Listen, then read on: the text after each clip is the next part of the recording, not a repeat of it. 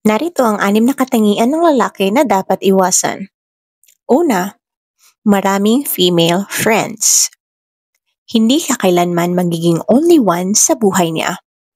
Lalo na kapag may BFF siya at malamang ay magiging kahati mo at magiging sakit sa ulo na din in the future. Kung maaari ay umiwas ka sa mga ganito. Plus, maaaring ang mga female friends niya ay nalink sa kanya before, either nagka-something sila or pinormahan niya. Lalo na kapag alam mong palagi silang magkasama at jealous type ka, umiwas ka sa mga ganitong sitwasyon. Ikalawang katangian, umiwas sa broke guys. Man should be a provider. Lalo na kapag nasa mid-20s ka na, umiwas ka sa mga broke guys. Anong ginagawa niya sa buhay at bakit wala siyang savings at his age? Tamad? Walang diskarte? O naghihintay ng right timing? Dapat marunong siyang dumiskarte dahil dyan malalaman kung paano siya magiging mabuting provider in the future. At isa pa, kapag ang broke guy na yan ay kakasimula pa lang ma-achieve ang goals niya sa buhay, maaaring isang tabi ka niya kasi ngayon pa lang niya na-enjoy ang life niya. Magsisimula pa lang niyang mag-explore at posibleng makipag-socialize na din. Unlike sa taong settled na, kadalasan ay naghahanap na lang ng gustong makasama sa buhay dahil tapos na siya sa pa-adventure ng buhay. Know the difference? Ikatatlong katangian na dapat iwasan ay ang lalaking maraming pina-follow na babae sa social media. Kung nasa dating stage na kayo at nagpapakita pa rin siya ng interes sa ibang babae sa social media at alam niyang hindi ka komportable dito pero hindi siya nagtitake ng action para pangalagaan ang feelings mo, bakit ka pa nagtitiis sa kanya? Girl, doon ka sa taong patay na patay sa'yo at sa'yo lang interesado. Seriously? Nag-iisang option mo lang siya? Know your worth, girl. Nangingisa pa rin yan. Nasa'yo pa lang siya ngayon dahil ikaw lang ang available.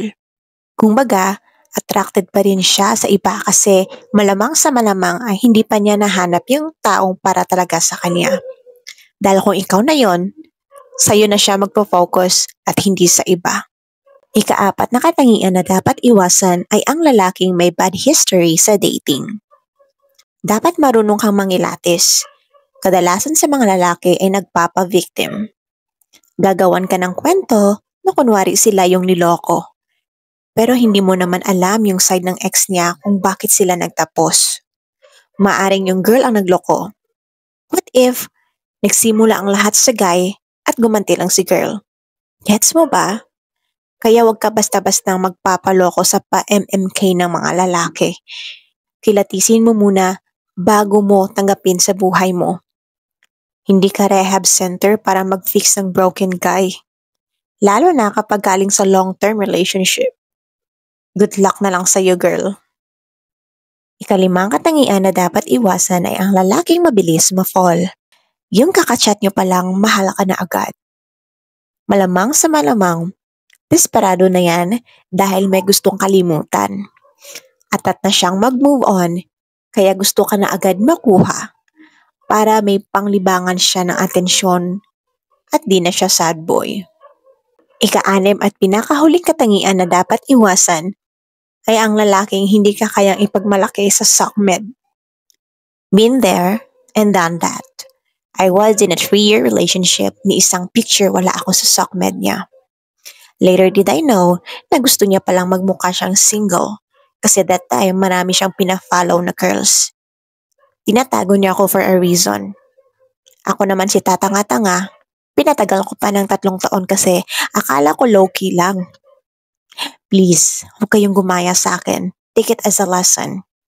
Kasi hindi naman mahirap ang mag-post. Napakasimple sa pinakasimple.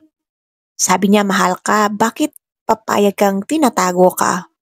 Kung nahihirapan siyang ipagmalaki ka sa SOCMED, magising ka na girl. Save yourself, your time, and energy. Dahil kapag mahal ka, proud siya sa'yo. Nagustuhan mo ba ang topic natin today? Huwag kalimutang i-like at i-subscribe at i-share na din ang video na ito Maaari mo ring i-comment ang iyong karanasan tungkol sa topic na ito and let us know if nakaka-relate ka. Thank you for watching. See you on my next episode.